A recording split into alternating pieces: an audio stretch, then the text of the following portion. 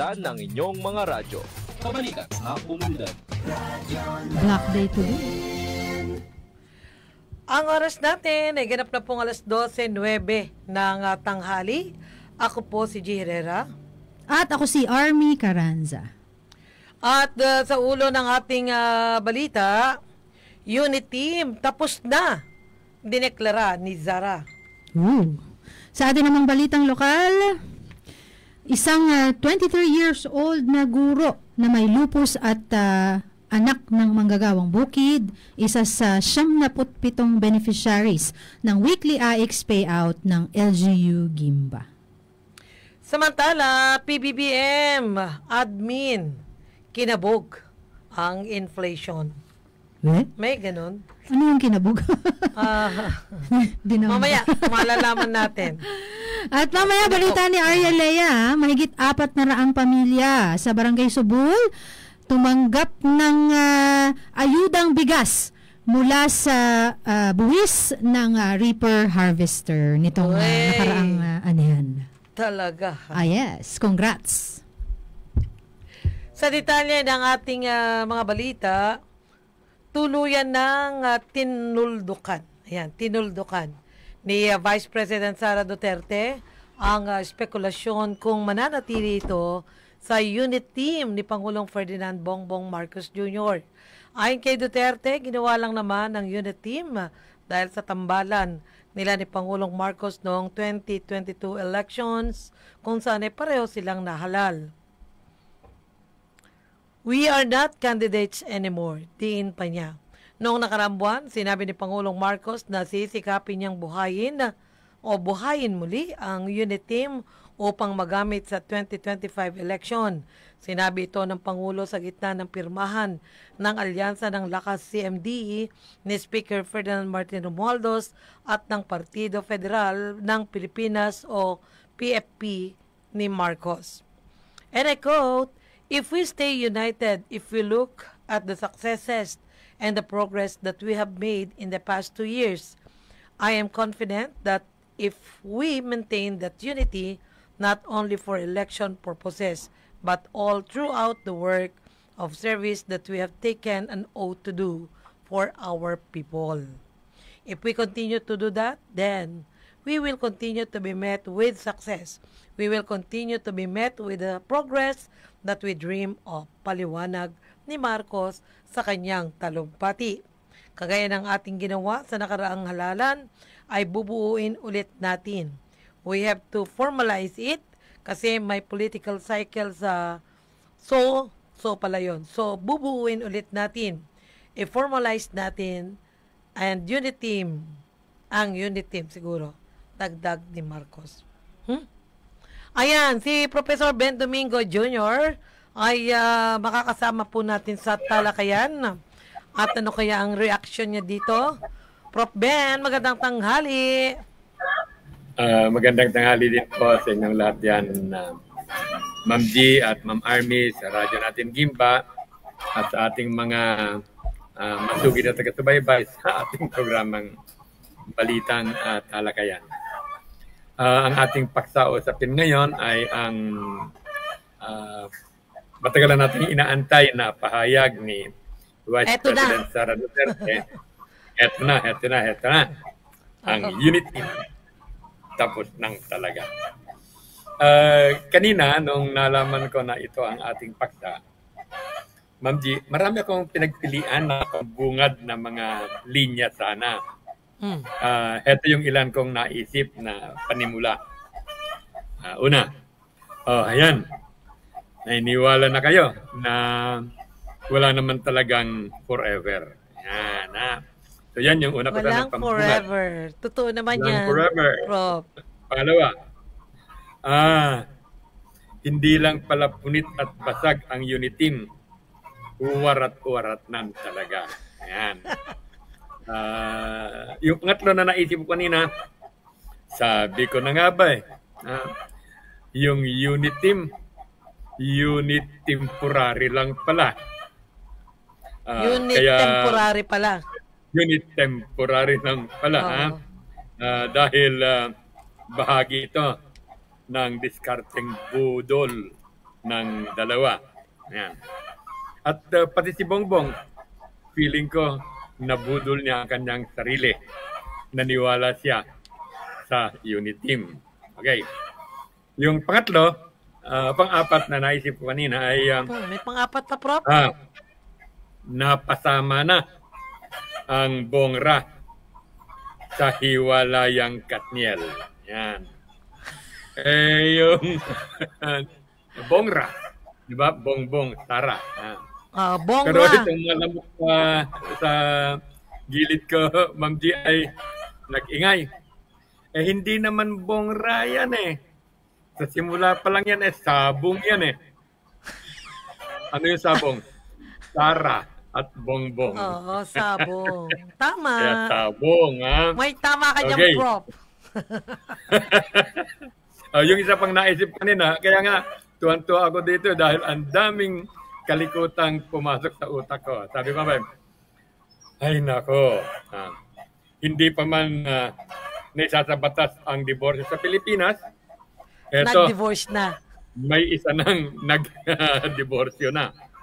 Pero teka. Diborsyo nga ba ito? O baka legal separation lamang? At hindi naman po pwedeng annulment.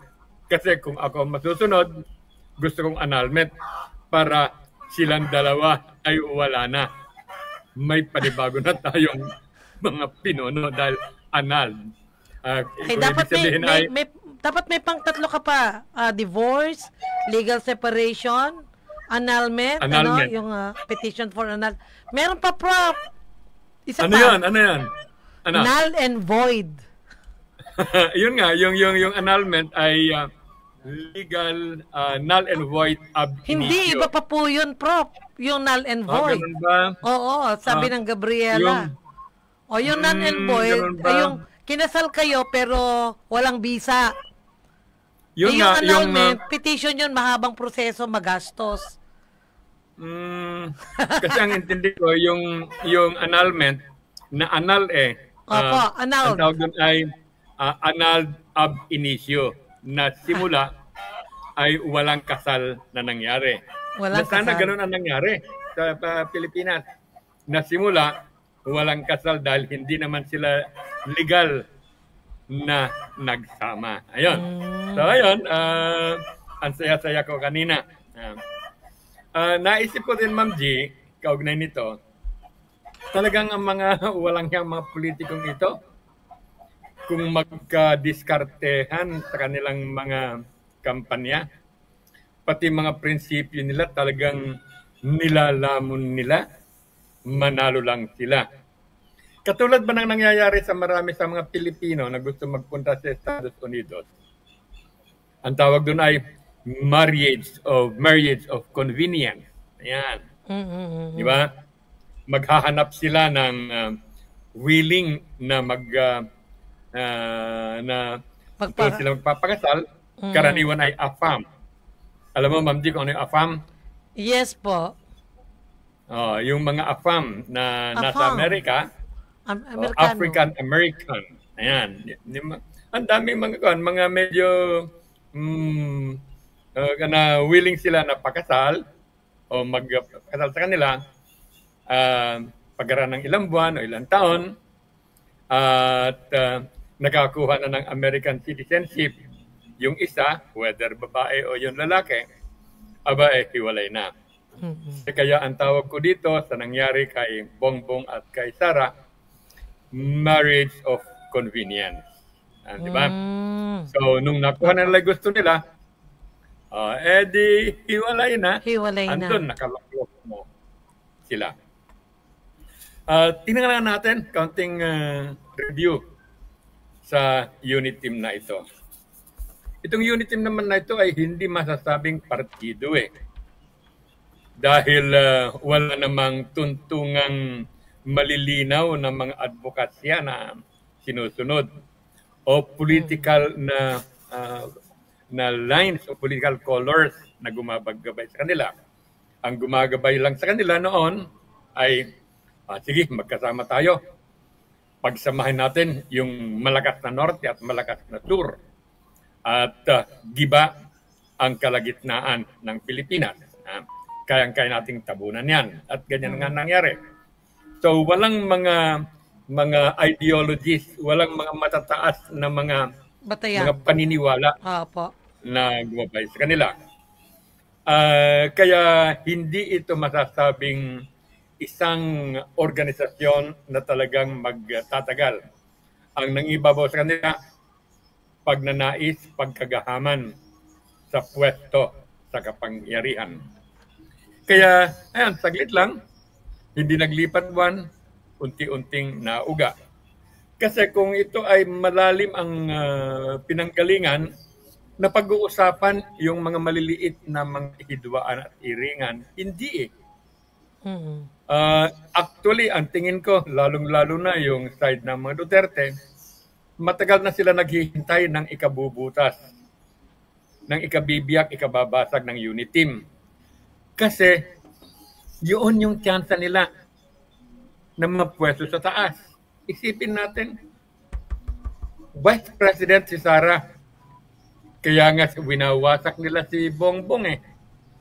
Kasi kapag winawasak si Bongbong at may mangyari sa kanila, ano ang magaganap?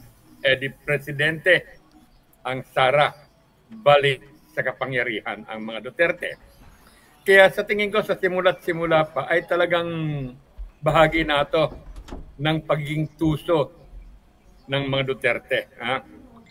Kaya hindi ito nangyari ng aksidente o unti-unti. Bahagi na ito ng planado na kaisipang nanggagaling sa isang matanda na tusong talaga. Pati kaluluwa niya, kaya niyang ibenta. At ibinenta nga tayo sa China. Okay. Tingnan natin yung mga sunod-sunod. Pero yung common na sa kanilang dalawa? Ano yung common? Pagkagahaman sa pwesto. Pagnanais ng kapangyarihan.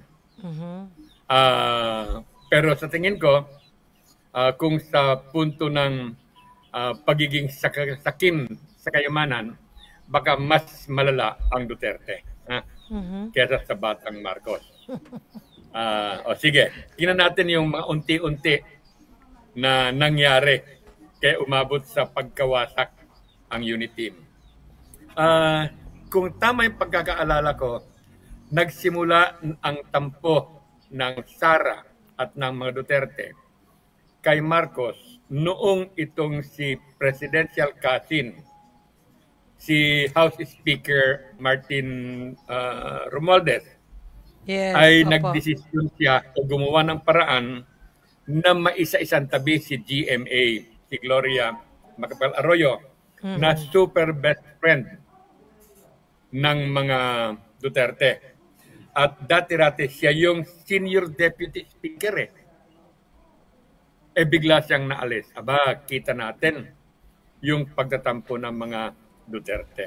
Kasi post nila sa Luzon si GMA doon sa kanilang balak na makuhang muli ang kapangyarihan. Kaya nung nawalang isang poste, napilay sila. Kaya talagang nagtampo ang mga Duterte.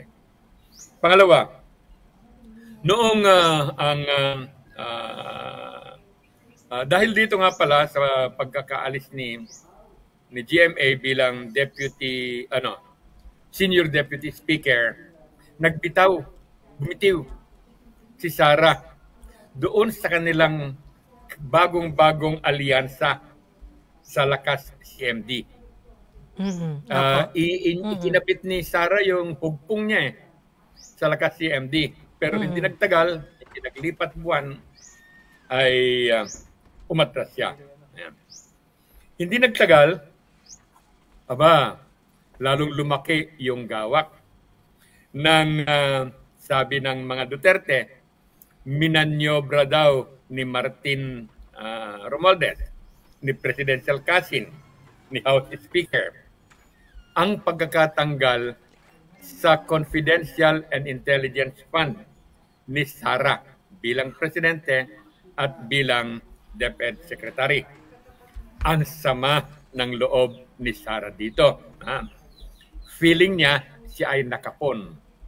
Ibig sabihin, wala na yung kanyang gatasan. Wala na yung kanyang maiipon na pondo para sa 2025, lalong-lalo na para sa 2028. Dahil ang laking bagay ng confidential at intelligence fund. Kaya ang sama ng loob niya at wala man lamang siyang, sabi nila, narinig na kaunting pagtatanggol sa kanya nung kanyang partner na si Bongbong. Na di man lamang siya, sige, bigay na niya yan dahil kailangan yan ng Vice President. Mahalaga yan sa Defense Secretary. Wala. Bagamat may ginawa si Bongbong. Binigyan siya ng counting slice nung pondo niya, yung 125 million. December 2022, matatapos ng taon, meron pang Unang kaunting taon po nila. hindi nagagalaw. Ayun, ibinigay.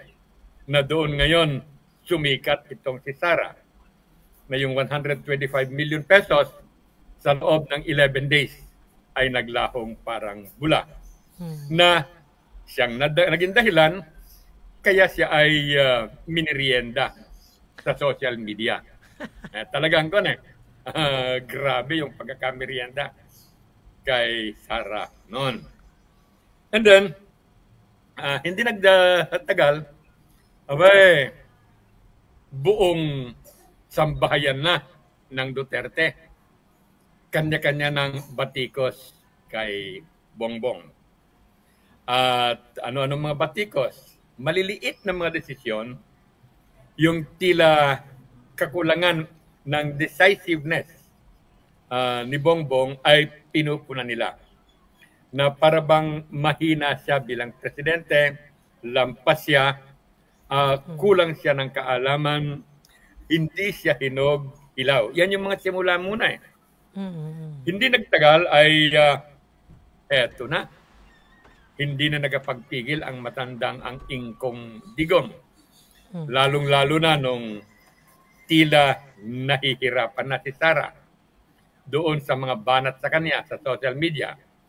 Kaugnay nung 125 million pesong confidential intelligence fund na ibinigay sa kanya ni Bongbong na nawala sa loob ng 11 araw. Talagang piyestang-piyesta ang social media noon. Ang napikon yung matanda. Kaya heto, bumanat siya.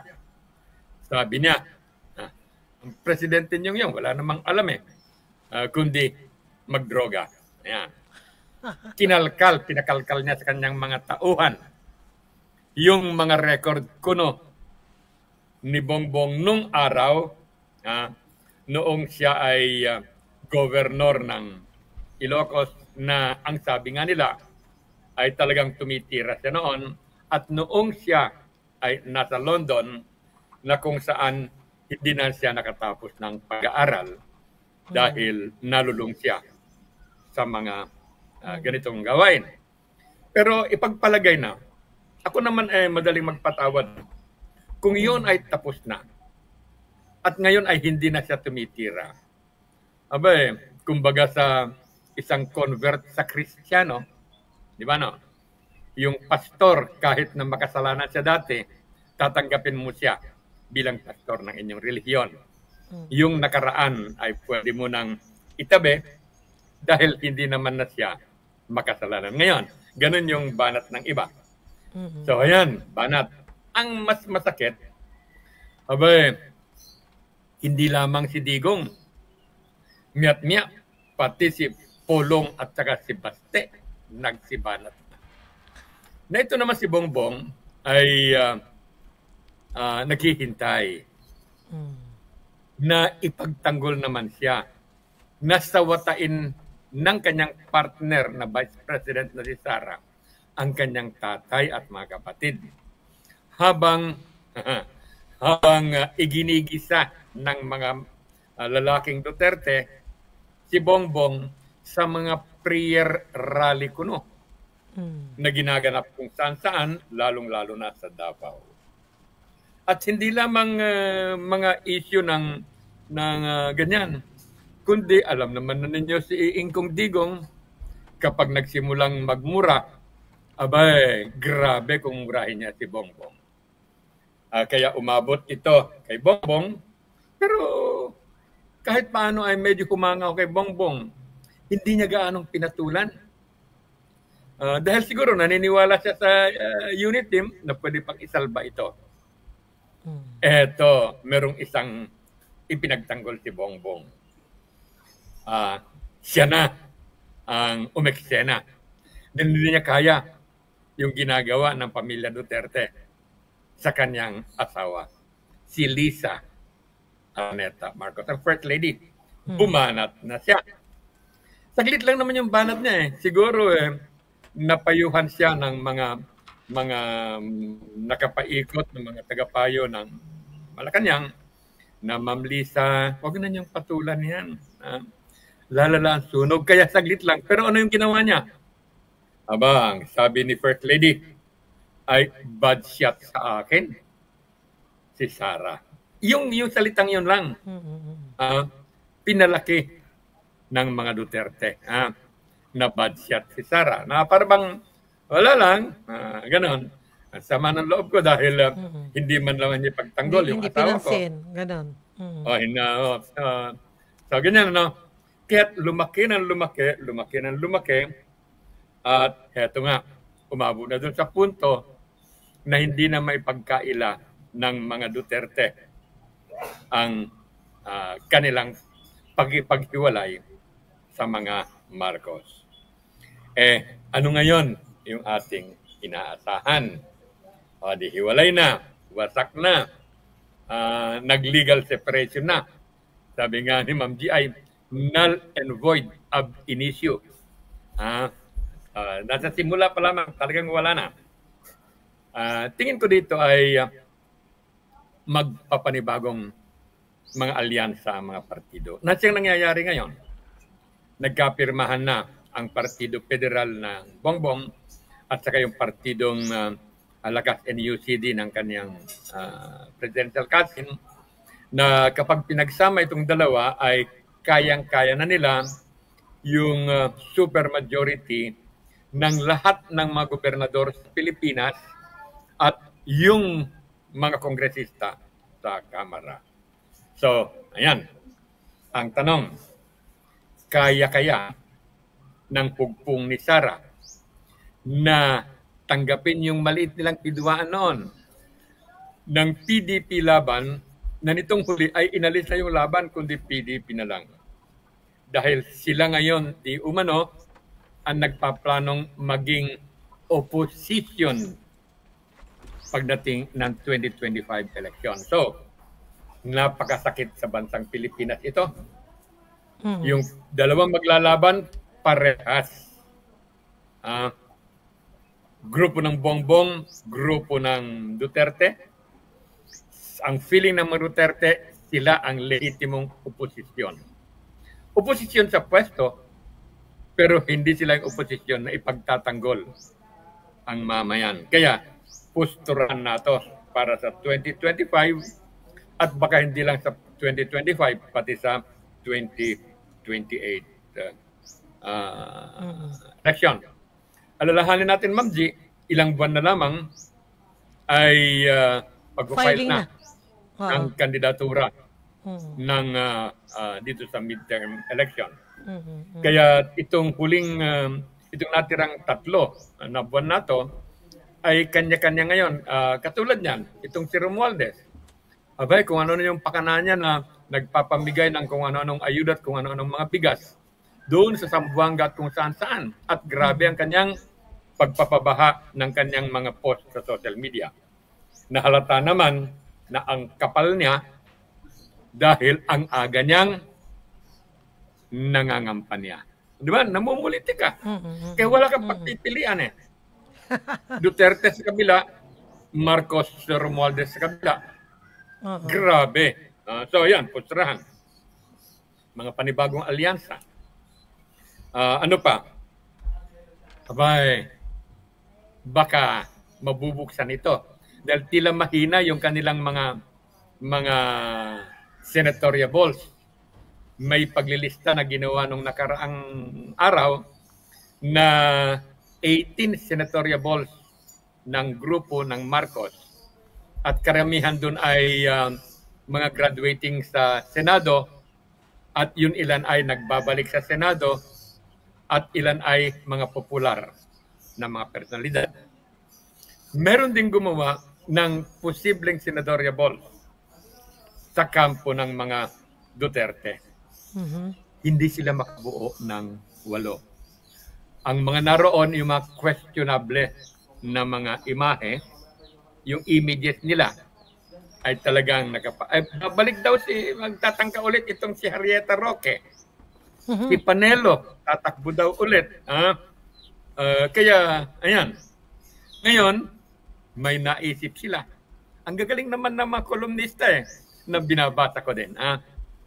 Abay, mukhang magsiseryoso si Ingkong Digong.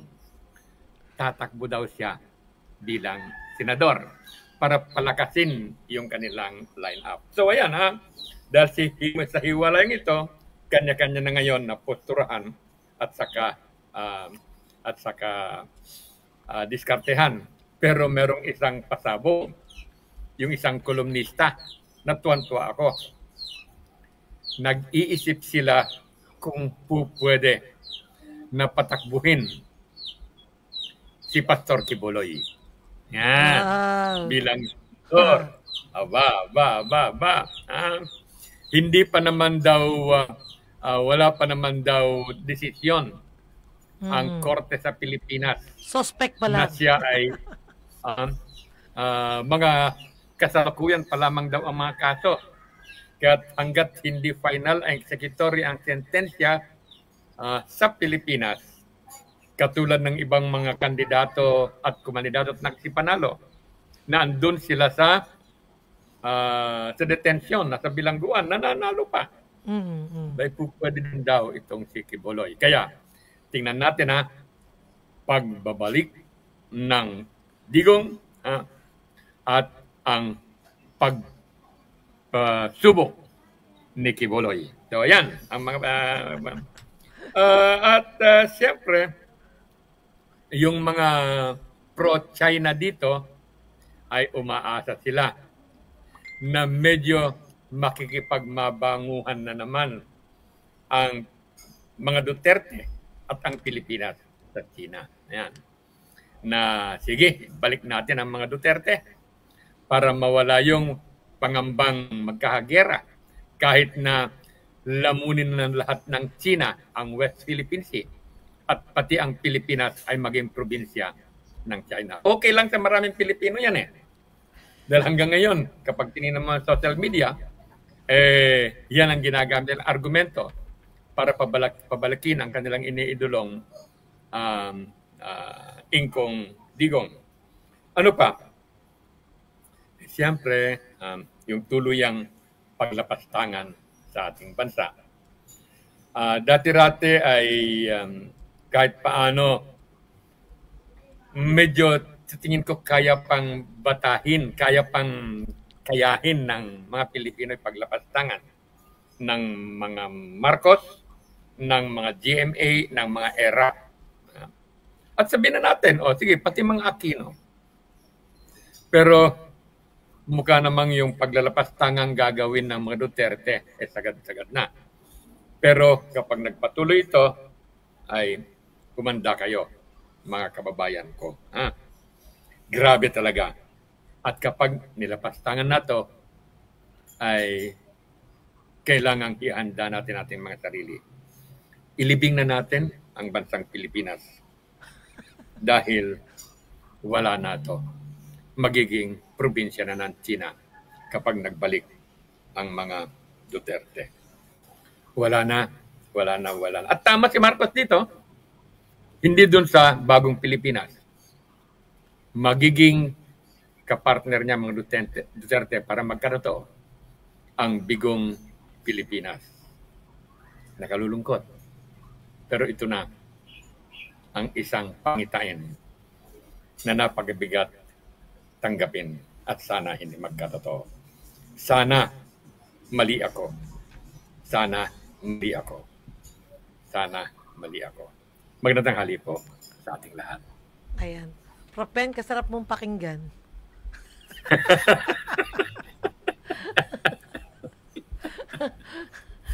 Ay, Ay, nako. nako. Pero meron kang nakalimutan. Ah, Doon sige, sa ano yan, istorya ano yan, mo ano yan? kanina. Hindi mo nabanggit Ano yan? si Fentanyl, hindi mo nabanggit. Ano, oo, yung Di ba yun medyo yung- gumanti ng kaunti Yung si ganti ni, Bongbong. ni Sa fentanyl, Marcos oo. o ni PBM. Nawala nga sa loob ko eh. Oh. Na kahit paano pala ay gumanti. Ay, nako. Ewan ba? Sa totoo lang, wala. Kung ako tatanungin niyo, Prof. Ben, pareho ko silang hindi gusto. Yun nga eh. Parang sa, wala tayong pupuntahan. Ah, Pero ang problema, sila wala ang akong nakapwesto. Kanila ang makinarya hanggang sa baba. Kanila ang kaperahan. Bilyon ang naipon ng mga Duterte nung Wala bang third paging force? presidente ng matanda. Ha? wala pa bang ang mga- lumilitaw na third force? Actually, may mga nagpaparamdam, pero grabe naman kung durugin sa social media nung mga troll ng mga Duterte ng mga Marcos. Kailangan siguro ay magkaroon ng isang Pagka po yung Isang- yung grupo po ni Robredo, Lenny, ano po yan, sa third force na siya kung talagang ito ang maglalaban. Opo. No, Duterte versus Pwede po, oo. Marcos. At ang problema diyan ay ang ganda na nung sitwasyon nung nakaraan. Buong Pilipinas ay nagkulay pink. Di ba no? Naging Talagang pink. inspirado, lalong-lalo na itong mga kabataan na sumusuporta.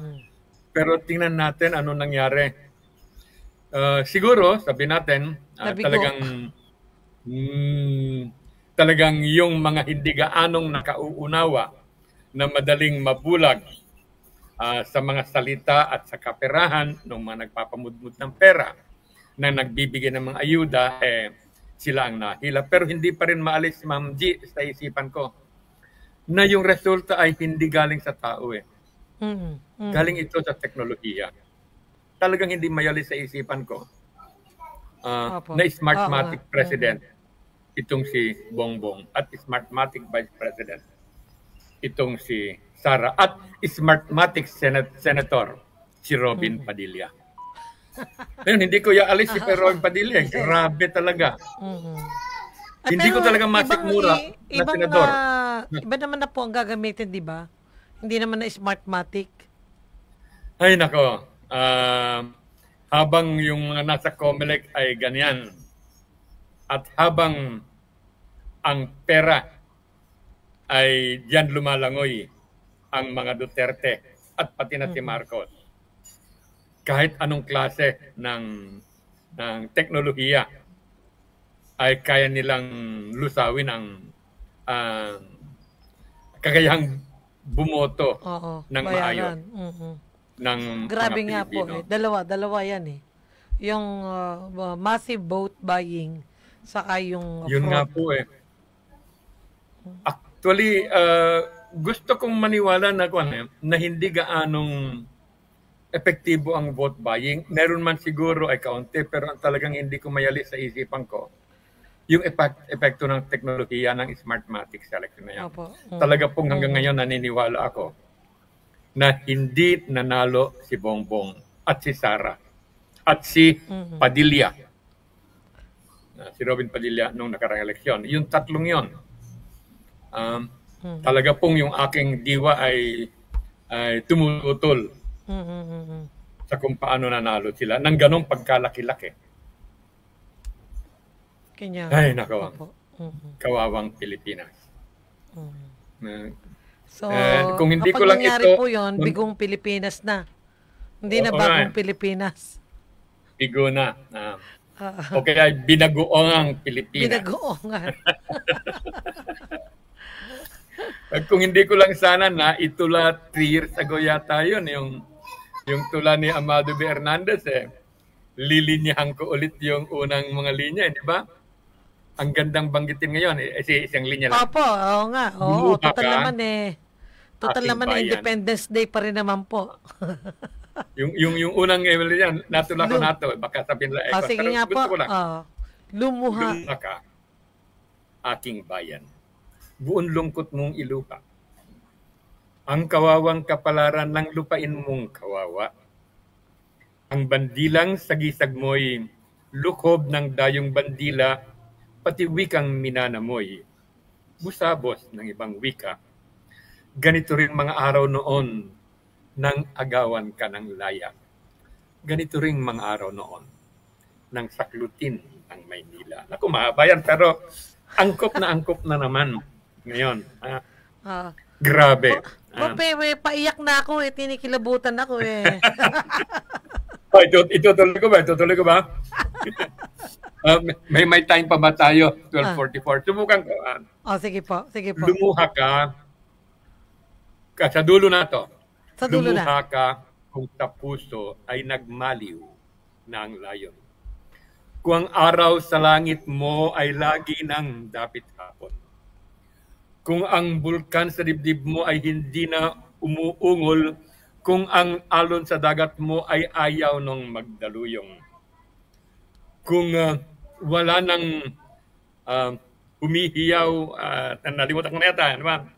Pagkatapos, yung dulo nga pala, ito, may araw ding ang luha mo'y masasaid, matutuyo. May araw ding hindi na luha sa mata mong namumugto. Ang dadaloy kundi apoy, at apoy na kulay dugo, samantalang ang dugo mo ay aserong kumukulo. Sisigaw kang buong giting sa liyab ng libong sulo, at ang lumang tanikalay lalagutin mo ng punlo. Wow! Ang galing! Napakalalim at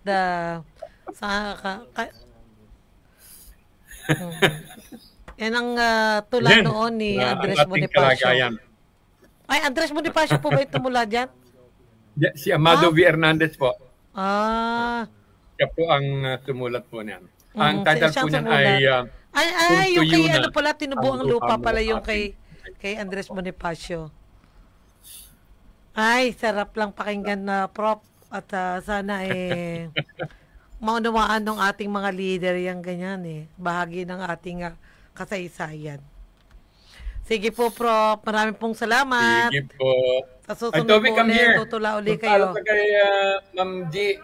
Ayan, Toby. Ayun na, Toby. Ayan. At sa susunod, ikaw naman next tutula. generation ni Prof. Ben.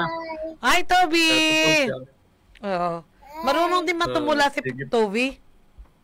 Marunong na po. Marami pa rin itong kumanta. Ay, galing naman. Minsan, Toby, tutula ka sa kakakanta. Sige po, yun. Nagbalik na sa mga laruan niya. Sige po, hanggang bukas. Maraming salamat, Prof. Ben. Hanggang bukas po. Opo. Ayan, nako. Samantala, ibinida naman ni Pangulong Ferdinand Bongbong Marcos nitong Miyerkules na ang inflation rate daw ngayon sa bansa ay nasa reasonable level. Kumpara ng nagdaang taon. Ginawa ni Pangulong Marcos ang pahayag sa harap ng mga opisyal ng gobyerno at diplomatic corps sa isinagawang Vindi Honor o Word of Honor ata ibig sabihin nito sa Malacanang.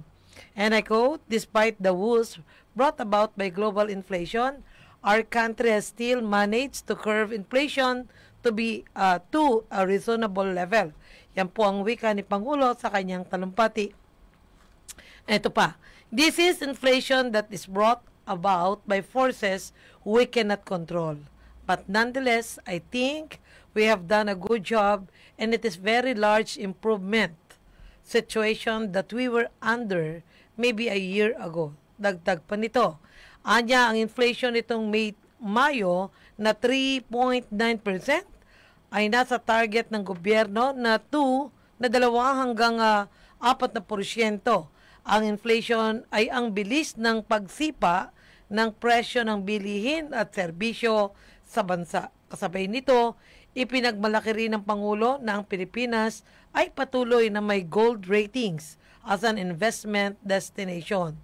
We are credited with a stable output, which signals growth in the momentum in the medium term. It translates to more accessible financing for our government and our programs. Yan po ang payag ni PBBM. Si Sir Robert Sombilyo, andyan na ba? Wala pa, pero nakita ba niya yung ano? Yan, ang title po nito, yung PBBM admin kinabog ang inflation. Reasonable level daw po yung inflation, ibig sabihin yung pagtaas ng mga presyo ngayon ay nasa level pa ng reasonable, no? Nagtanong kaya si PBBM dun sa mga ordinaryong mamamayan na bumibili ng bigas, mantika, 'di ba? Asukal, ano pa ba? Asin, yan, tuyo, isda, karne, gulay, bago niya sana sabihin na nasa reasonable level ang inflation. Ano kaya ang say dito ni Sir Robert Sombilyo? Sir Robert! Ay, Magandang tanghali magandang po. tanghali, TG, tsaka sa marami po nakikinig sa YouTube, tsaka sa radyo natin ni Jimba. Narinig Tuloy dito lang tayo. ni Prof. Ben? Ay, hindi, sorry. Clarity ko lang din. Sayang. Sayang. Oh. I-replay ko na lang. Ano ba yun? Opo, replay nyo na lang. Tumula siya. Mm. Ito naman kay Ginoong BBM, Bongbong Marcos, na pinatanggap na nila yung inflation natin. Sabi mo nga, Reasonable level. Alam mo, ang simula ng lahat na yan, pro private investments, pro foreign investments, pro private sector, hindi exactly pro people, pro consumer, Pro business. ang ating mga policies. Kaya sinasabi ni Ginoong Presidente Bongbong na manageable naman lahat kasi tumaas naman ang rating ng Pilipinas. Yung rating ng Pilipinas na ginagawa ng Fitch ratings at ay yung more for mga borrowings, mga uutang. Yan, halimbawa yan. Tungkol sa performance ng mga banks. Kasi nga, ang kanilang kliyente, normally, ay yung mga lenders sa atin, nagpapautang sa atin ng pera, at saka yung mga investor. Ang totoo, sa Asia, isa sa maliit na halaga ang foreign investment sa Pilipinas. Kumpara mo sa Indonesia, mo sa Thailand, hindi sa Taiwan siguro, no? Sa iba't ibang bansa. Pero we beat our drums dahil napalaki ng konti mula last year, mula panahon ni Ginoong Duterte, talagang bagsak yung foreign investments. Kasi due to perceived political unpredictability, no? Ang panahon ni Ginoong Duterte. So, sabi mo nga kanina, bago sana magsalita ng okay lang yung inflation, reasonable, o nasa makatwirang level, kung literal ang translation. Malengke muna,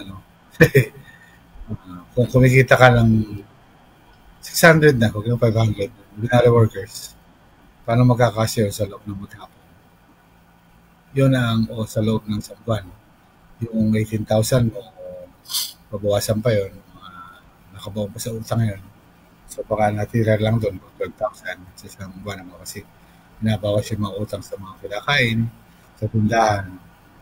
So paano kakasya? Yun ang sinasabi natin, pro-people ba yung polisiya ng gobyerno? Ang pinag-a-adjustan lang niya yung private foreign investors at saka yung mga bangko natin, saka yung creditors. Sinasabi niya na kung titingnan mo, hindi nga maganda kasi yung lumalaki yung pangungutang ng mga consumer at ATG sa banking system. So, ibig sabihin, walang cash na pambili. Bibili lang dahil nakakautang. Totoo ito kahapon. So, ngayon, sabi niya ngayon na Fitch rating ay mas dumanda sa mga banks. Yan po ang istorya ngayon sa macroeconomics ng sections. Tapos, lumaki rin yung by 30%, almost 30%. Yung paggamit ng credit card ng mga tao kumpara last year. So, 2020 for middle of the year hanggang middle of the year last year. So, ibig sabihin, walang pera ang mga consumer. Kasi mas mataas ang paggamit nila ng volume ng pangungutang sa credit card, yung middle class especially. Kasi yung upper class, ang problema yung mga bilyonaryo. So, ang pinag-usapan dito yung middle class at lower class na consumers na mas malakas mag-consume kasi wala silang hindi naman Sir Robert, paano kaya sinusukat yung yung rate ng inflation? Yung percent? Merong basket of goods ang MEDA at TG. Bigas, cooking oil, detergent soap lang, hindi kasama yung bad soap. Asin, yan, at saka sukal. Generally yan. Tapos? Yun nga ang kung yung presyo nila, yung mga so-called basic goods na yun, bigas, asukal, mantika. Kasama yung bigas, asukal, mantika. Hindi gumagalaw for let's say over last month. So sasabihin, ganito lang inflation. From 58, naging 57 yung from 56, naging 58 yung bigas. So yun lang inflation sa bigas. Sa mantika, gano'n din. Cooking oil, sa asukal, gano'n din. Siyempre, mataas na 50 plus na 50 plus na siyempre, konti lang sipa. From 50 to 58, wala pang 20% yun, di ba? 18. Oo. So, hindi binabalikan yung Kasi a year ago, actually, mataas na rin, kukumpara ng mga ekonomista natin, compared to a year ago, year-on-year level, sabi sa analysis na. Siyempre, noong 2023, 55 na rin ang bigas, may 58. Siyempre, sabihin mo, 3 piso lang ang inflation sa bigas. Naturalmente, pero ang point, bakit 55 last year? Di ba ang kaya lang ng tao ng 30 million Filipinos, so 40 pesos. 40 o kaya 35 pesos. Even 35, sabi nga lang ng kampanyahan, mababa lang sa 20, although propaganda yun. Kahit 30, hindi na ibaba. So, ang tanong dito, hindi naman tayo sa kritiko para mag-criticize. Yung statistics ng MEDA, for that matter, or even PSA, hindi gano'n ng limitasyon. Sinusukat mo lang yung presyo ng basic commodities. Yung hindi ka maaaring mabuhay. Kung tutusin na, dapat kasama yung tubig sa kuryente. Di ba? Kasi tumataas din yun Ang Meralco. Opo, tubig, kuryente, tumataas. Tubig, kuryente. Malaking yung sinabi ko minsan. Kung gawin mo multi-billion business ng tubig, gasolina. Lahat nga po tumaas ito. Ang tubig naging multi-billion business sa panahon ni Ginoong Ramos. Dapat hindi yan negosyo ang tubig. Kasi ino-provide dapat ng estado yan sa mga kasama sa public utilities yan so-called strategic utilities. Tulad din ang kuryente. Pino-provide yan dapat ng estado. Kasi kaya nga may state Kaya nagbabayad ng taxes ng mga tao. Takot-takot na taxes. Para ibigay mo lang, hindi naman libre, kundi rasyonable. Pero pag ginawa mo negosyo yan, yung tubig at kuryente, wala. Maghihirap ang consumer talaga. Di ba? Negosyo Yung isang kumpanya ng distributor ng kuryente, gusto 30 billion ATG sa isang taon. So, paano hindi ka makaka-inflation? Hingi na increase sa ERC. Hindi naman yung ERC, bigay ng bigay. Pag tag-araw, kung kailan tag-araw, sa katataas ng kuryente, kung kailan malakas ang konsumo, dahil mainit, no? Saka may sakit, aircon. Last 2 months, tumaas ang kuryente per kilowatt, hindi tumaas ang consumption. Kahit hindi tumaas ang Per consumption, kilowatt. Opo. bayaran mo. So, yun po ang mga nangyayari. Dito rin, mga must po. Balik tayo. Hindi kasama ang kuryente at saka tubig sa basket of goods ng NEDA. At hindi rin kasama ang kape, ang toothpaste, ang sabong pampaligo, Ate G. So, hindi raw basic yun eh. Mabubuhay ka raw kahit hindi ka maligo, kahit hindi ka mag-toothbrush. Sabi ng mga taga-NEDA, led by Mr. Bakit hindi Balisacan. kaya po nila tinatanong sa sarili nila? Ano yung basic na pangailangan nila? Siguro baka hindi sila nagtutoothbrush. Halimbawa po, sino ba yung sekretary ng NEDA? Si Balisacan. Balisacan. Oo, Na hinihiling na ng mga... hinihiling na mag-resign na. na mag-resign na. No? So, Oo nga. naiinitan ako sa ating diskusyon. Ang sistema, yun lang ano, may problema na doon sa basket of goods kasi hindi kasama yung tubig sa kuryente na private business na rin. So, commodity na rin sa atin, di ba? Basic commodity. Yes, opo. Dapat sama. Basic Pangalawa, na po siya. hindi rin kasama yung mga kape. Nako, hindi po pwedeng mawala ang kape at yan ang yan ang nga lang, kape tinapay yan ang na nga lang. ang bisyo ng mga magsasaka kape. Tsaka actually, pag nagkape, lalakad na, hindi na kumakain ng bigas, ano? Sa umaga, minsan, talas, ano? At saka pampainit na sikmura, sabi nga ng mga matatanda. Ngayon, bukod doon Ate G, sinasabi natin kanina na parang sinasabi mo, Wala na rin po yung tinapay sa basic. wala rin yun. Wala yun sa sliced bread, Opo. saka pandesal, wala yun. Pandesal. Alam ko, pero pwede natin i-double check. Pero alam ko, wala. Kulang ang laman ng basket. Basic lang. Kaya, nabubuhay ka sa isang sinungalingan, kumbaga. O kulang sa katotohanan. Kasi ang katotohanan, nagtututbrush yung mga tao. Yes. Nagkakape. Nagkakape. Naliligo ang Pilipino kahit kukunti ang tubig. Malinis ang Pilipino, araw-araw naliligo. Kundi dalawang beses. Hindi katulad ng ibang nasyon na kahit mga Amerikano, sabi nila, bihira maligo dahil malamig sa kanila, etc. Pilipino, naliligo araw-araw. So, gumagamit ka ng batso, gumagamit ka ng detergent. Wala rin pong tuyo doon sa basket. Wala. Ewan ko ano isda. Alam ka naman bigas lang, mantika. Isda ilalagay lang nila. Ang isda ilalagay lang nila. Kahit GG na lang sana. Kasi supply and demand yan eh. Sasabihin nila sa'yo. Hindi naman na ipipigang presyo na isda dahil siguro sa demand, no? Sa supply. Kung kukunti ang huli ng galunggong, mahal ang presyo. Kung kukunti ang huli ng lapu-lapu, mahal ang presyo. Pag marami, sobrang dami, at marami rin nabili, pareho lang ang presyo. Pag marami at kukunti ang bumibili, mababa. So, yan nga po ang problema natin sa measurement na nire-raise mong question na inflation kasi kulang yung nasa basket of goods. Pangalawa, gatas, dilata, wala rin po. Wala yun. Mabubuhay ka raw nang wala kang gatas eh. Kahit na yung mga pang senior citizen, yung mga insure, lalo na yung mga sustagen, wala yun. Yung mga pambata. Basic na po ngayon yun gatas ng bata. Infant formula na 1,500 sa kilo, di ba? Dati, 300 lang. Yun nga, pag tumaas na Ate G, halimbawa, nag-50 na yung bigas, sasabihin ng mga ekonomista, 5% na lang inflation kasi from 50, naging 52 eh. Yung na 50 napakataas na eh, di ba?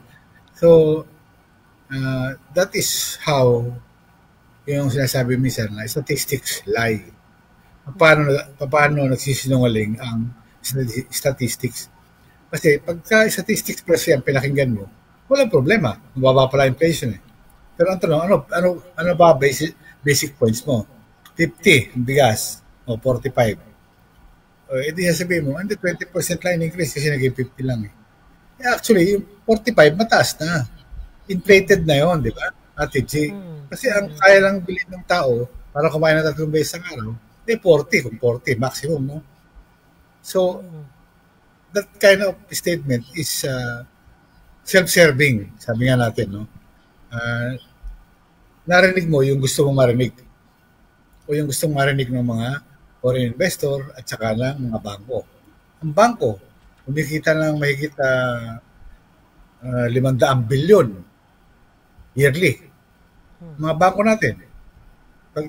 Pagka sinumatotal nila, at may nag-sumatotal naman, more than 500 billion ang kita ng mga bangko. Saan sila kumikita? Consumer loans, housing, tsaka car loans. So credit cards, lahat ng malaking bangko may credit card ngayon, nag-i-issue. Ang mga tao lubog na sa credit card, no? Lubog sa baon sa lubog, sabi ka ng mga hindi na makaahon. Utang na utang kasi wala para mabayaran yung previous na buwan ginastos. Para Pilipinas, nangungutang para makabayad sa utang. Yes. So, ito yung sitwasyon ng ekonomiya natin na favorable.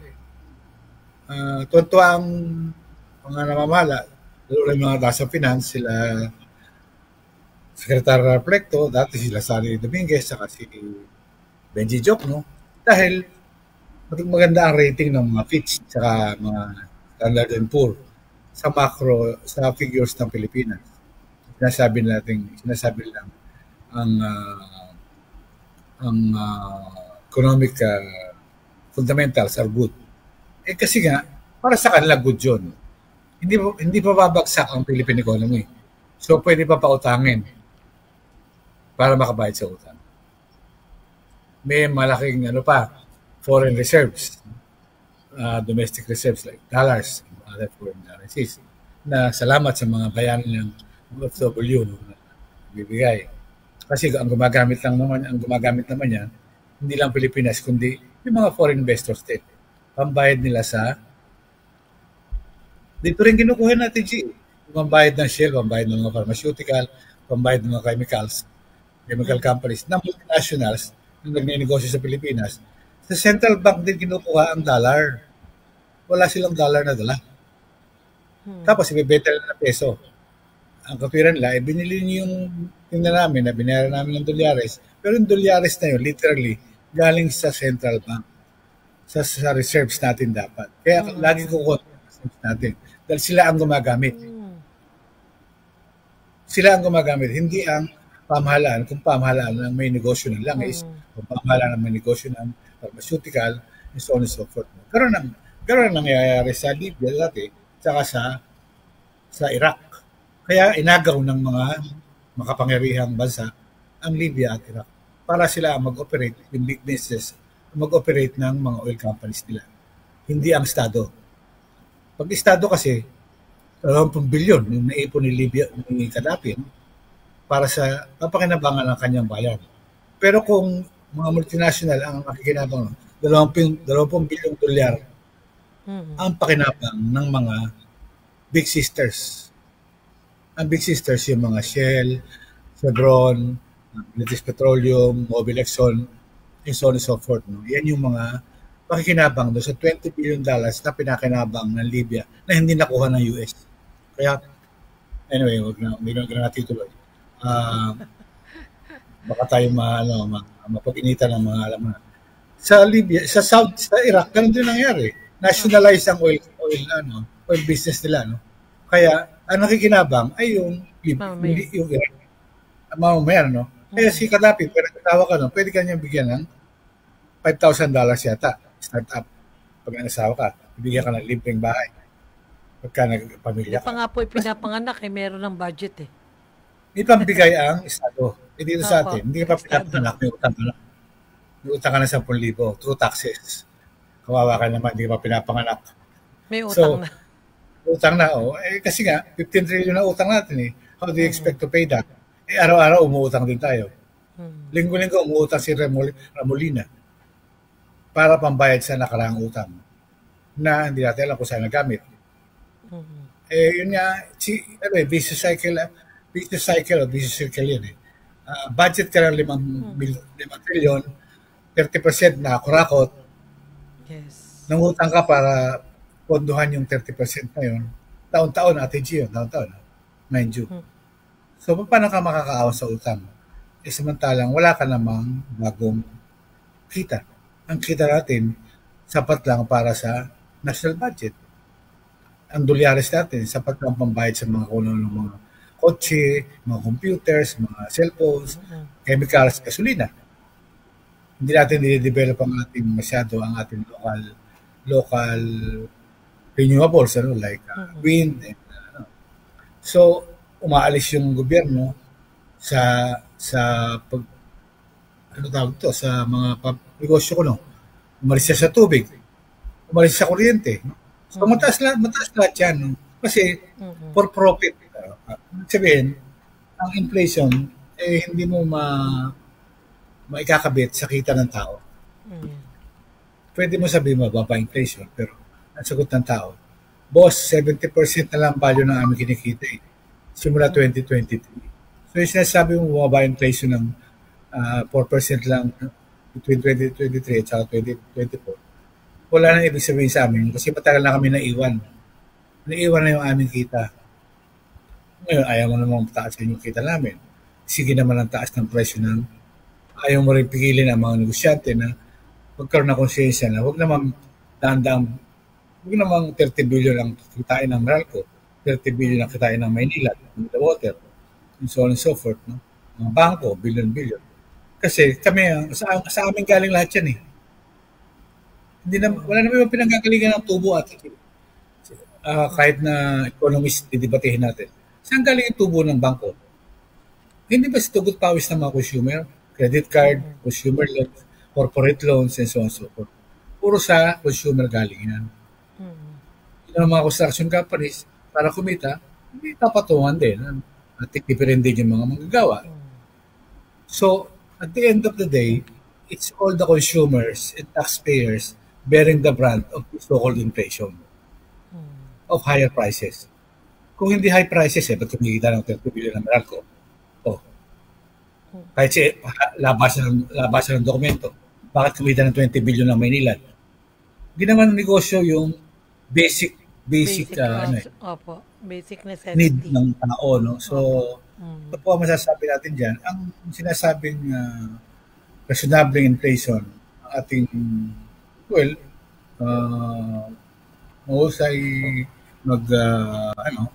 sistema ng mga ekonomista, ay pabor sa bansa dahil pag-utangin pa tayo ng mga lenders natin.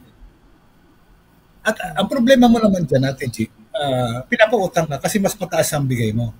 Kung sa Amerika, 3% per annum, ang bonds natin, 4.5%. So, siyempre, bibili ng mga portfolio investor, mga investment banker, yung bonds ng galing Pilipinas na para mag-raise ng pera. Nag-i-issue tayo ng dollar-denominated bonds, yen-denominated bonds. Yun ang pinababayad natin, yung proceeds doon, T-bills, treasury bills, retail treasury bills, RTBs, pambayad natin yun sa utang na nagmamature na magiging tumulang 100 bilyon buwan-buwan ang kailangang hanapin ng central bank para pambayad sa nakaraang utang. At hindi 90% nun, Ate G, interest lang. Hindi principal yun. Sapagkat hindi pa natin kaya bayaran yun. Interest lang. So, para kang nasa kumunoy. Tuloy-tuloy ang iyong paglubog, no? Na habang nagbabudget ka ng sobra, isa yun eh.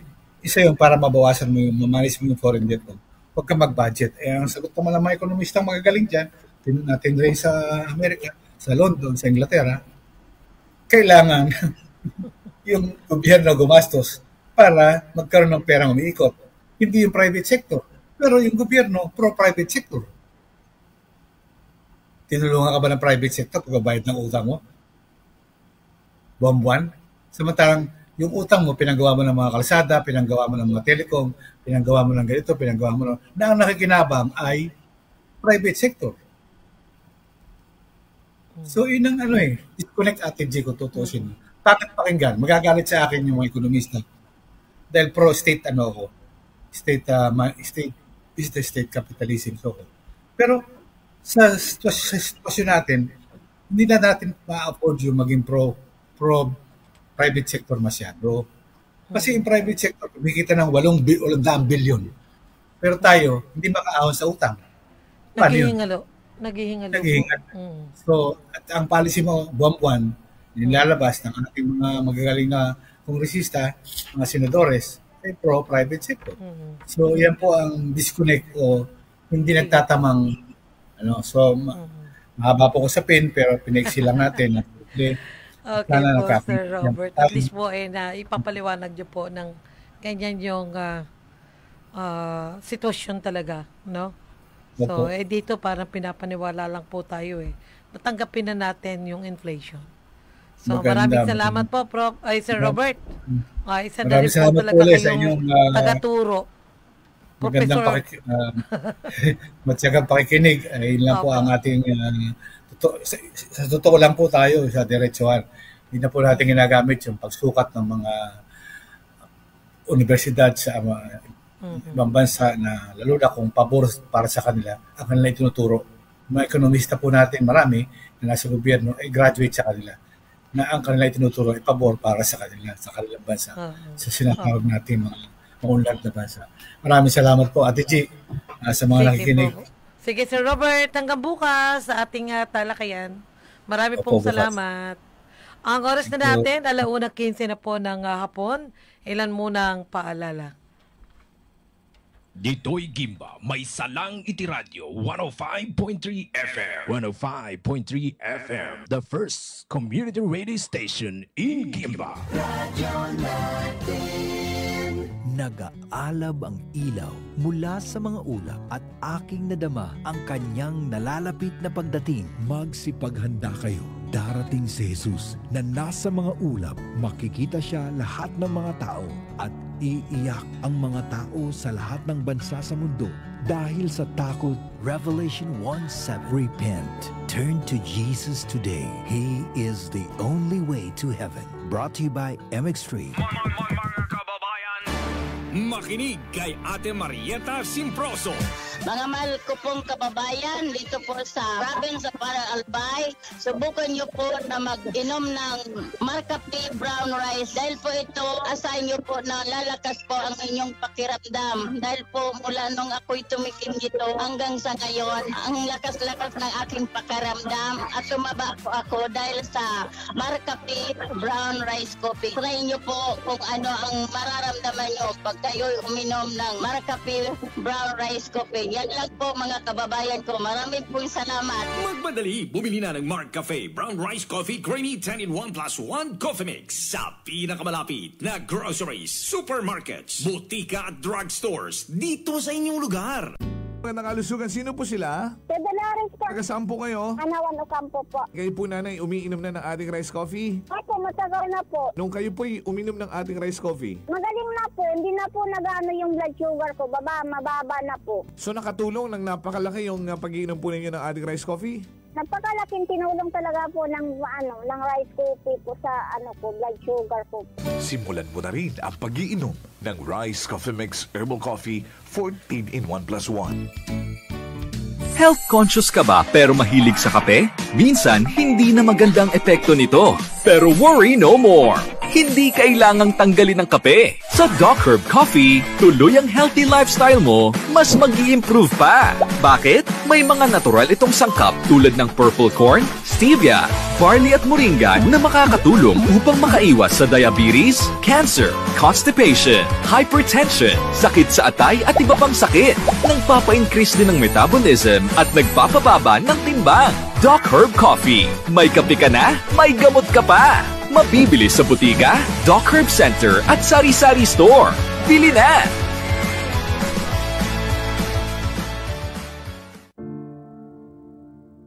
Taon na pala mula nang iwan kami ng Itay. Parang kailan lang, kasama pa namin siyang namamasyal at kumakain kung saan. Malungkot, mahirap, pero kailangang tanggapin. Gayunpaman, natuto akong maging matatag at maging thankful sa mga bagay, lalo na sa mga namamahala sa Angels Resting Haven Memorial Park and Funeral Parlor na umalalay sa amin mula sa una. May kalidad at magandang serbisyo sa punerarya hanggang sa libing. Wala ka nang magiging alalahanin. Sa Angels Resting Haven Memorial Park and Funeral Parlor, lahat ng kailangan mo mula sa lamay hanggang sa libing andito. pati ikaw, payapa din. Angels Resting Haven Memorial Park and Funeral Parlor ay matatagpuan sa Barangay Bacayao, Gimba, Nueva Ecija. Angels Resting Haven Memorial Park and Funeral Parlor, the best place where we will remember and we can be treasured by our loved ones. Together, forever! Ang mga furnitures na kailangan mo, mga appliances na makatutulong sa'yo, anumang kagamitan na inyong kailangan sa iyong tahanan, sa SNJ ay matatagpuan. Dito sa SNJ, basta appliances, ito ang the best.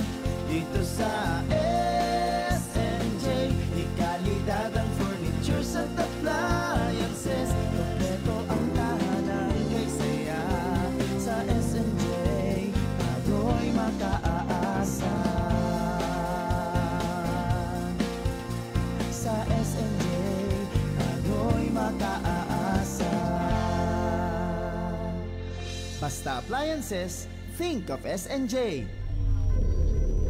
Kayo'y nakikinig sa DWTC, Radyo Nating Gimba, 105.3 FM. Sa pigitan ng inyong mga radyo. Kabalikan sa komunidad. Radyo Natin.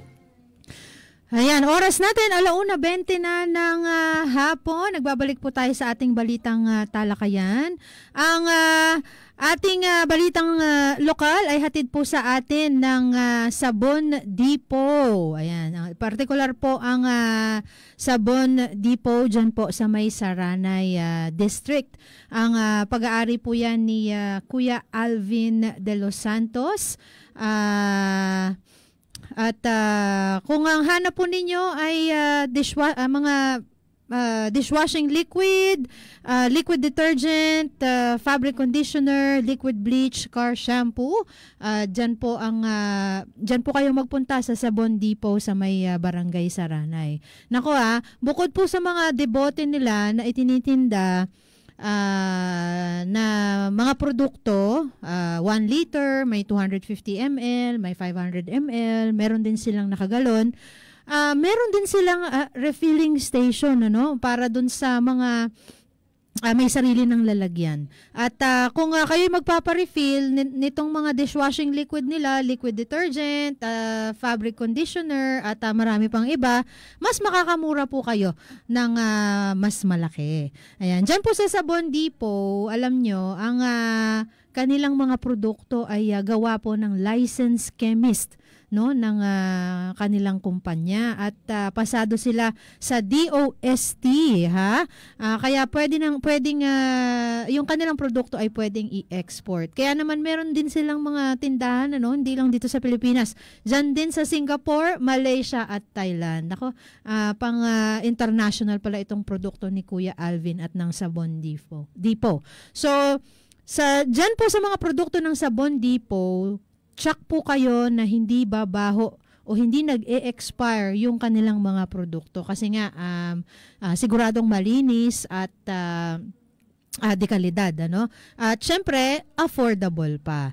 Diyan po sa tapat po ng Katman Building ang kanilang physical store kalinya yan ng Palawan Express at open sila simula 8:30 hanggang 4:00 ng hapon. Lunes po yan hanggang Linggo. May Facebook page din si Sabon Depot Saranay Gimba. Yan po ang hanapin ninyo. At kung meron po kayong mga inquiries, tawagan ninyo sa 0993-027-1096. Kasi alam nyo po, ang Sabon Depot ay open din para sa mga dealership at saka sa mga resellers.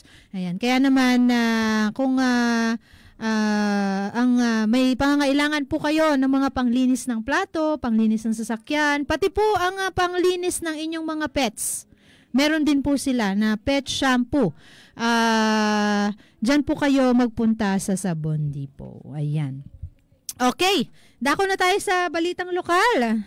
Nasa kabilang linya na natin si Arya Lea. Ang kanyang balita ay kaugnay nung mahigit 400 na pamilya dyan sa Barangay Subol na tumanggap ng ayudang bigas. Mula po yan sa buwis ng reaper harvester nitong nakaraang dayatan. Ang detalye ng balitang yan, ihatid sa atin ni Arya Lea. Arya Lea, are you there? Pasok! Ayan, magandang tanghali po sa ating mga tagapakinig dito sa bayan ng Gimba at lalong-lalo na po sa mga nakaabang sa ating Facebook live streaming ngayong araw. Ang inabot lang ng 427 na pamilya, lahat-lahat ang nabiyayaan ng tig 2 kilong bigas mula sa buwis ng reefer na nakolekta ng Barangay Subon Council. Ito ang ating napag-alaman ngayong araw ng Huwebes, ika-13 ng buwan ng Hunyo, taong kasalukuyan kay Barangay Secretary Lorenza Kagiwa. Bagamat naganap ang pamamahagi noong ika-27 ng buwan ng Mayo, taong kasalukuyan, naiulat sa atin ngayon ang kanilang pamamahagi ng nakolekta nilang porsyento ng mga may-ari ng reaper harvester sa kanilang barangay. Ang Barangay Subol ay mayroong 3 reaper operators. Sila ay sina Barangay Kagawad Rafael Galapon, Romeo Flores at Ray Galicia. Ayon sa Barangay Councils ng Subol, hindi nagiging pare-parehas ang ibinibigay ng mga may-ari ng reaper harvester na ito sa dahilang hindi naman pare-parehas din ang kanilang mga naaani at kinikita sa bawat lusong nito sa bukid tuwing anihan. Nito lamang anihan ng Abril at Mayo taong kasalukuyan ay nakaipon ang Barangay Subol ng nasa 66 na kaban ng palay at naipakiskis ito at naging 23 kabanis ng bigas. Ito ay hindi pala so dahil lang hindi naman sabay-sabay magbayad ng sakto ang mga may-ari ng reaper harvester na ito.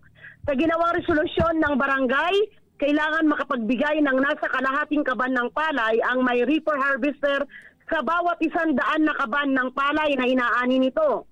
Ngunit kalimitan, minsan ay kulang at minsan naman daw ay sobra ang naibibigay sa barangay councils kapag tumatama ang ani. Sa 600 na kasamang army na pamilya dito meron ang Barangay Subol, 427 lang ang kumuha ng bigas na tig 2 kilo. Ang iba, kasama ng mga kagawad ng barangay at kapitan ay hindi na sila kumuha. Inilagay na lamang sa kanilang barangay ang sobrang bigas na naipon mula sa buwis ng reaper harvester para may pangkain ang mga tanod na nagjo-duty sa kanilang barangay at kanila din umanong ipinamamahagi kapag may tumatakbo at nangihingi ng tulong. So ito ang ulat ni Arya Lea mula dito sa Barangay Subol para sa balitang lokal ng radyo nating Gimba 105.3 FM. Tuloy-tuloy sa pagbabalita at serbisyo. Sama-sama tayo, Pilipino. Okay, maraming salamat Arya Lea. So lahat ng pamilya, yung pamilya sa Barangay Subol ang tumanggap ay hindi lang yung mga pamilya ng manggagawang bukid, tama ba? Manggagawang bukid kasamang army, pero yung iba hindi lang kasi nga natanong natin kanina yung iba mga kagawad, although ayaw nga nila magpa-interview, pero hindi naman daw kasi nila hindi ma-decline na hindi bigyan yung iba dahil nagre-reklamo nga daw. Supposed to be nga, dapat sa ligang manggagawang bukid lang. Kaso, yung iba naman daw ay nagre-reklamo, kaya ang ginawa ni Kapitan, 600 na pamilya meron ang Barangay Subol, nirepack nila ay 600 din yon. Kaso, 427 lang ang kumuha. Lilinawin lang natin hindi lang Liga ng Manggagawang Bukid. Asosasyon po kasi yung Liga ng Manggagawang Bukid. May mga farm workers, pamilya ng farm workers na hindi pa miyembro ng LMB. So, lilinawin lang natin, Arya Lea, pamilya ng Manggagawang Bukid, hindi lang Liga ng Manggagawang Bukid, ha? Tama. Kasama okay, so, doon kasi, pero, naipapaliwanag sana nung konseho o nung pamunuan ng sangguniang barangay, pati ng kapitan, na itong ayuda na to, merong sinusunod na ordinansa. No? Tama. 'Di ba? So, kaya naman walang iba kasi na alam mo yun, walang iba siya na pagdadalhan maliban dun sa mga proyekto na may kaugnayan din. For example, proyekto para sa kalsada, yung 10%. Ilan ba yun? 20%. Doon kasi sa ordinansa, 20% nun ay pwedeng dalhin sa mga projects ng barangay provided na merong resolution. Kagaya ng pagpapagawa ng daan. Kasi syempre, yung reaper pag dumadaan dyan sa mga daan ng barangay, syempre, ano yun, parang nasisira yung daan, no? Yung mga truck na malalaki na pumapasok para dun sa para hakutin yung ani, yan din yun di ba? So at iba pang mga proyekto na pwedeng paglaanan ng 20%. Pero kailangan merong resolusyon at aprobado yon ng sangguniang bayan, aprobado. Barangay lang. Ayun. So ayun, kasi malimit na nagiging rason yun Bakit magagalit kung ang sinusunod lang yung barangay yung municipal ordinance. Pero kasi yung municipal ordinance. Pero kasi itong sinabi mo na pagkain ng mga barangay tanod, bawal din kasi 'yon. Bawal din na doon dalhin, ibigay sa kanila. Pati yung mga naniningil, hindi rin 'yun kasama sa tawag noon sa mandato at saka doon sa mga probisyon doon sa sinusunod na municipal ordinance. Tama, so tama. hindi yun isang option. Kailangan yung 80% noon ay napupunta talaga sa mga displaced workers, no? ng reaper harvester at saka ng combine harvester. Mali kasi yung notion para sa akin mali yung notion na nagiging option na iwan o ibigay sa barangay yung natitira tama. or ibigay sa mga naniningil. Yun yung isang bagay din na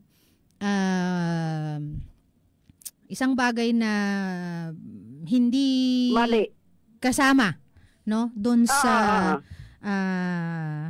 municipal ordinance.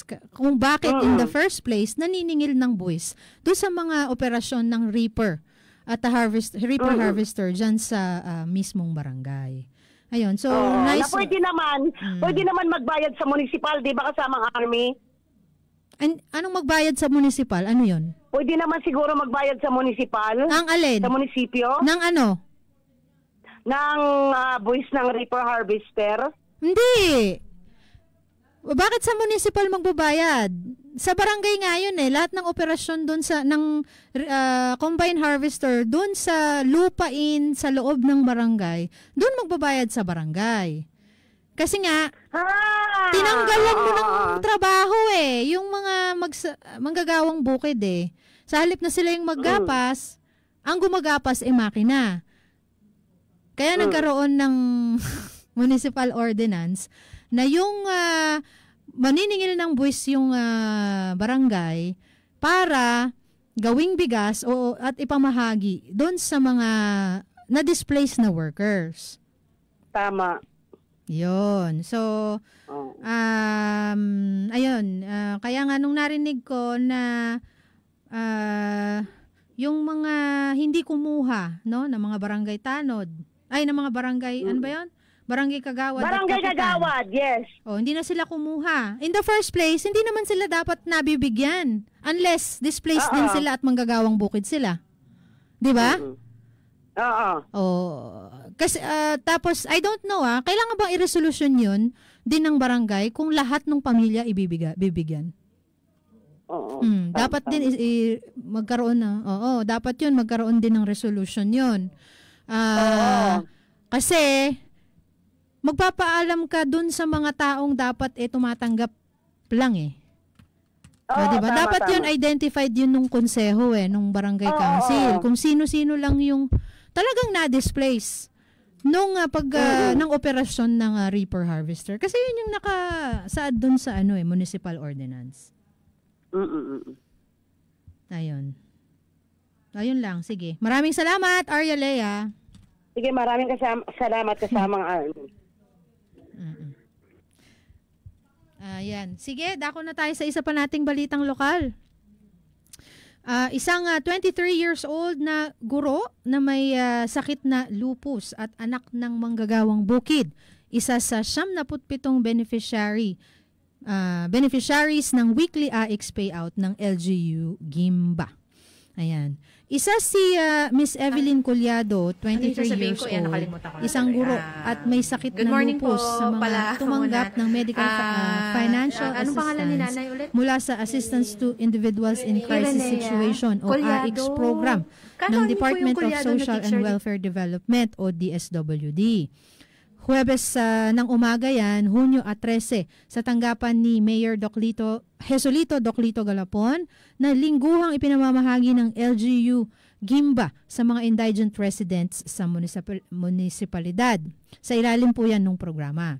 Ang ina ni Evelyn na si Nanay Irenea Collado, 51 years old, residente ng Barangay Bantug, Gimba, ang nag-claim ng ayuda para sa anak nito.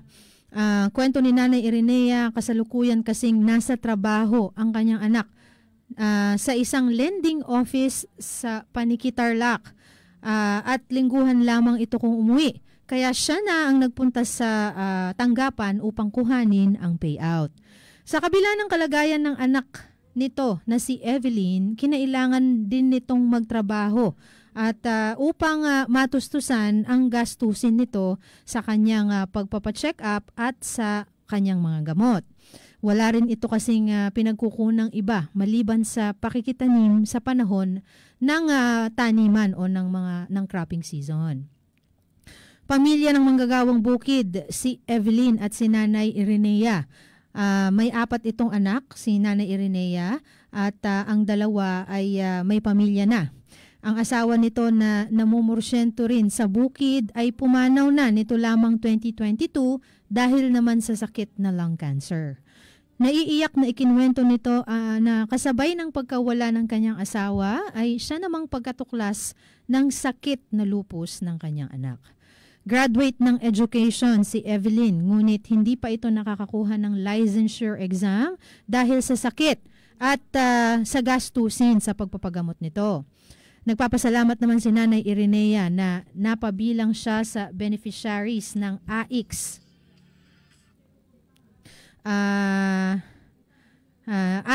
Beneficiaries ng AX.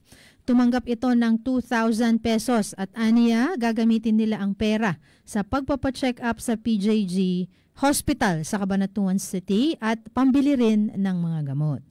Ang gastos nila sa gamot pa lamang ay hindi nabababa sa 4,000 pesos kada buwan. 77 ang beneficiaries na tumanggap ng 1,000 hanggang 5,000 pisong cash para sa burial, medical at special cases financial assistance. Nasa 168,000 pesos ang kabuuan ng tulong na naipamahagi. Tumanggap din ng 2,000 si Lola Aniceta Islabra, 77 years old, mula sa Barangay Santa Lucia. Tulong para sa sakit naman nitong kidney stones. First time na naging beneficiary ng AX ni si Lola Aniceta at aniya gagamitin niya ang pera pambili ng kanyang mga gamot. 2,000 pesos din ang tinanggap ng diabetes patient na si Ginoong Ferdinand Arlantico Bron mula naman sa Barangay San Bernardino. 41 years old ito at 2017 nang matuklasan nito na siya ay may sakit na diabetes. Naputol na ang kanyang kaliwang paa at ang kanang paa naman ay kasalukuyan din niyang ginagamot dahil ito ay nagkaroon na ng sugat. Nagpapasalamat si Ginoong Ferdinand dahil malaking tulong na ito pambili rin ng kanyang gamot at pampa-check up para sa kanyang sakit na diabetes. Ayan, sige. So, kanina nanggaling tayo doon, kaninang umaga to sa tanggapan ni Mayor Doclito Galapon. Pagkatapos ng, kahapon kasi dapat yung schedule, di ba? Every Wednesday yung payout. Pero dahil holiday kahapon, minove ng June 13 yung naging pamamahagi ng weekly AIX payout na sinimulang gawin ng tanggapan ng LGU Gimba sa pamumuno nga yan ni Mayor nung siya ay naupo bilang alkalde dito sa bayan ng Gimba. So, yung mga nakausap nating patient kanina, isa sa mga talagang nabagbag ang aking damdamin ay yung sitwasyon nga ni Nanay Irenea, no, at yung sitwasyon ng kanyang anak na si Evelyn. Kasi ang lupus kasi, yung sakit na yan ay isang autoimmune disease, no, na kung hindi magagamot or hindi ma-maintain yung gamot ay talagang napakadelikado. Akala ko nga isa siyang type of cancer pero hindi naman pala. Parang siya, yung cancer, pag nagka-cancer ka, yung immune system mo ay bumagsak, hindi kayang labanan yung mga free radicals at yung sakit, yung cancer cells, hindi kayang labanan ng immune system mo, kaya kumakalat.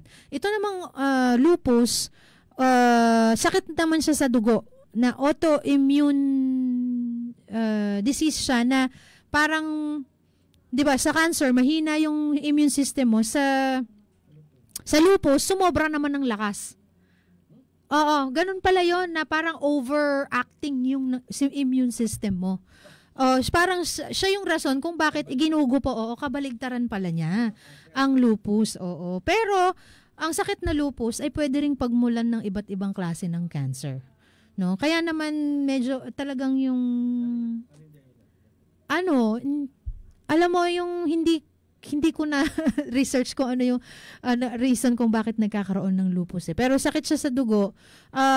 Yung sitwasyon ni Nanay Irenea kanina na sabay pa yon yung asawa niya at saka yung anak niya. Nung panahon na yung asawa niya natuklasan din na nagkaroon ng may cancer. Naman to, nagkaroon daw ng bukol sa kanyang lungs.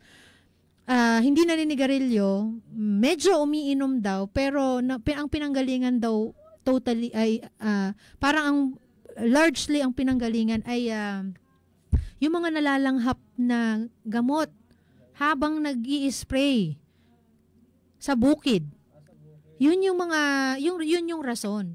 So kaya naman yung mga tagapakinig natin na mga farmers, magsasaka, pati yung ating mga farm workers. Pagka po nag-i-spray kayo at nagsasabog kayo ng gamot, takpan po ninyo ang inyong ilong kasi napakadelikado na ng mga nalalanghap natin na mga chemicals doon sa mga ginagamit natin na mga gamot sa pagtatanim, no? Lalo na syempre, yan kaya naman talagang ipinopromote natin yung organic farming. Kasi alam nyo, yung by experience, naranasan din namin yan. At yun yung isa sa mga rason kung bakit nagkaroon ng lung cancer yung aking nanay. Oo. Pati yung pagsisiga. Kaya bawal lang magsiga Yung nalalanghap nating mga chemicals, sa mga sinusunog nating mga plastic, sinusunog nating mga dahon ng mga puno na natuyo. Yan yung isa sa mga talagang rason, talagang pwedeng maging rason para magkaroon tayo ng sakit sa ating lungs. No? Hindi lang cancer, kundi iba pang mga sakit sa baga. No? Ayan. So, anyway, so balik tayo dun sa sitwasyon ni Nanay Irenea. Kwento niyo sa akin na talagang ala silang ibang pinagkukunan kundi yung pamumursyento sa bukid at yung yung seasonal niyang trabaho na pakikitanim lang sa panahon ng planting season. Kasi alam naman natin na na-displace na yung ating mga farm workers during the harvest season naman, yung talagang pag-aani na sila yung gumagapas. Kaya hirap din sila talaga sa pagbabudget. At ayun nga, yung kanilang breadwinner na na asawa ni nakalimutan ko yung pangalan ni tata, yung asawa ni Nanay Irenea, pumanaw na nga rin. At itong anak niya na graduate ng education na sana ay mag-exam, hindi nakapag-exam kasi yun daw subsidy na nakuha nila ay yun yung ginamit nilang pampagamot at saka pampa-check up hanggang sa matuklasan nga nila na lupus yung sakit. Tapos hindi na nakuhang mag-review at mag-exam kasi kailangan ngang magtrabaho para matustusan yung gamot niya. Sa kabila nung kanyang sakit, no? Kasi bawal siyang mainitan, kaya doon siya sa opisina nagtatrabaho. At yun nga, buti nga meron siyang kahit pa paano pinagkukunan, pandagdag doon sa kanyang mga gastusin sa pagpapagamot. Pero imaginein mo yun, may sakit ka, nagtatrabaho ka, para lang matustusan yung pagpapagamot mo. Hindi para makapag-ipon ka at para magkaroon ka ng maayos na pamumuhay pagkatapos mong gumraduate, no? At sa sitwasyon ng pamilya ni Evelyn at ni Nanay Irenea na walang ibang pinagkukunan at ito yung mga ganitong klaseng programa lang kung saan nakakakuha sila ng kaunting tulong na hindi rin naman permanent, no? Talagang babalik ko rin doon sa tanong na, alam mo yun, ano yung nagiging talagang long-term programs ng ating gobyerno para matulungan yung mga katulad nila Nanay Irenea at saka ni Evelyn na kasi nakikita mo na talagang nagsisikap din sila. Pero yung pagsisikap na yon hindi para umasenso sa buhay, kundi para magpagamot ng sakit. No? Ayan. So, yung ating mga tagapakinig at tagapanood, alagaan nyo po ang inyong mga sarili at iwasan na yung mga talagang mga pagkain na pwedeng maging rason para magkaroon tayo ng sakit. Kasi yan, katulad nitong isa sa mga recipients kanina, si Kuya Ferdinand, na dating security guard sa Maynila. Aminado siya na nung nagkasakit siya, diabetes, natuklasan niya, pero nung pumunta siya sa Maynila, doon siya na-deploy bilang security guard, may sakit siyang diabetes pero hindi niya tinuloy-tuloy yung kanyang pagpapagamot. Hanggang sa umabot na nga sa panahon na yung yung kaliwa niyang paa ay pinutol na dahil sa sakit niyang diabetes. At itong isang paa niya ay nanganganib din. Kaya naman todo alaga na rin siya at minimaintain niya yung kanyang pag-inom ng gamot para sigurado na hindi na siya magkaroon ng hindi na lumala pa yung sakit niya doon sa kanan niyang paa. Otherwise, mapuputol din yung isa niyang paa. Meron pa siyang pinag-aaral ng mga anak, 4 yung panganay niya kagagraduate lang ng high school at ang pinagkukunan lang din nila bukod doon sa mga ayu-ayuda yung maliit nilang tindahan, no, ng kanyang asawa. Ayun. So siya sige. Okay. Yung mga nakausap natin kanina, good luck po sa inyong pagpapagamot at sana po magkaroon gumaling na yung humaba pa ang kanilang buhay at magkaroon pa sila ng pagkakataon na gumaling. Ayan. Sige. Ang oras natin 1:47 na po ng hapon. Pasasalamatan naman natin ang ating mga sponsor. Yung ating sponsor, isa dyan ay ang unahin na natin yung iFern Philippines po. Ang iFern Philippines, particular ang Blessed Power Lines, no? Isa po yung grupo na minamanage ni Ate Fatima Lucas. Dito po yan sa bayan ng Gimba.